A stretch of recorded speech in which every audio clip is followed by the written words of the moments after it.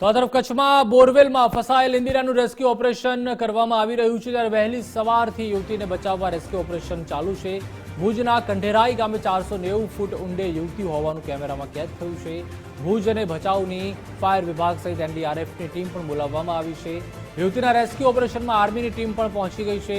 Collector Amit Arora, પ્રાંત અધિકારી તેમજ એસપી પણ ઘટના સ્થળે છે। પણ સવારના 5 વાગે નીકળ્યા હતા રૂમમાંથી અંદરથી। પછી 2 છોકરી હતી, એક મારી ને એક મારી બેન। તો ઈકી કરીને મારી બેન છોકરી હતી જે એ તો આલી હતી રૂમમાં ને હું મારે બાથરૂમ જવું હોય એના બહાને અહીંયા બારે હતી। એના પછી 5:30 વાગે હું જાગ્યો તો બધાને મેં ખાવાના બનાવવા માટે બધાને ઊભા કર્યા કે હાલો ભાઈ હવે આપણે ખાવાનું બનાવીએ। એના પછી મેં મારી છોકરીને પૂછા કરી કે ઇન્દિરા ક્યાં, કે એ બાથરૂમ હે। એના પછી અમે કમર ખોલ્યું તો અહીંયા બોરમાંથી અવાજ આવ્યો કે મને બચાવો બચાવો।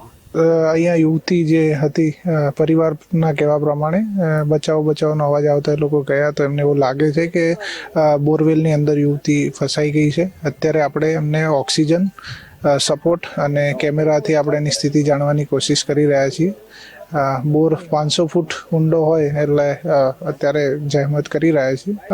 19 વર્ષની ઉંમર પરિવારજનો પ્રમાણે કહેવાની થાય છે અને સવારે 6:30 વાગ્યાથી એમનું કહેવું છે કે બાળકી નીચે છે, તો અત્યારે આપણે એની રેસ્ક્યુ કરી રહ્યા છીએ।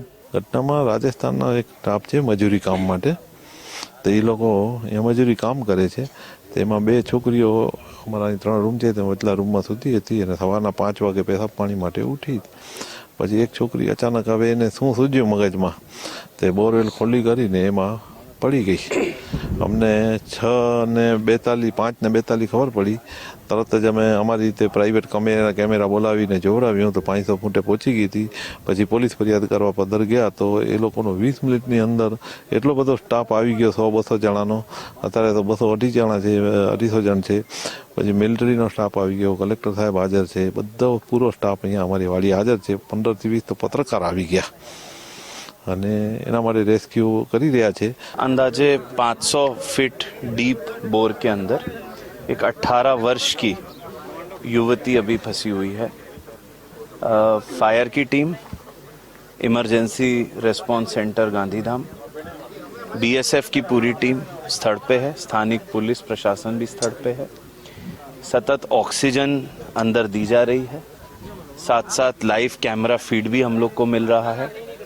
तो खास बीएसएफ की जो टीम है और जो आर्मी कैंटोनमेंट से भी टीम यहाँ पे है, तो उनके नेतृत्व में रेस्क्यू ऑपरेशन किया जा रहा है। अभी प्राइम जो कंसर्न है वो यही है कि किसी तरह का लाइफ थ्रेटनिंग ना हो, तो सुव्यवस्थित रीते ऑपरेशन किया जाए, उसकी तैयारी चल रही है।